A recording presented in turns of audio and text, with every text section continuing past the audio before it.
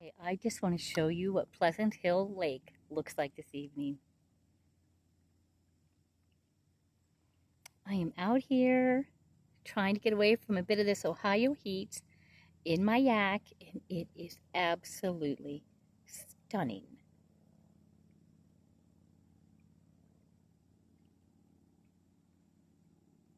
You can't beat that. I mean, it's still hot. It's still in the 80s, but it is beautiful.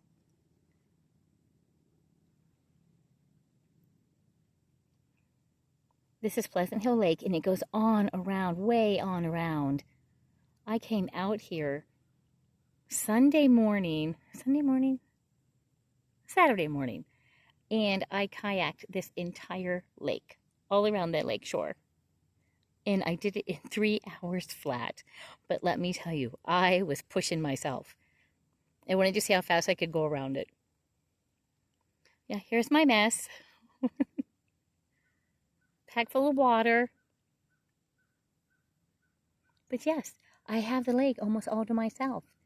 There is another woman here from Women on the Water. I did run into her as I was unloading my kayak. Look at the little bit of waves coming in. Just the most peaceful thing ever.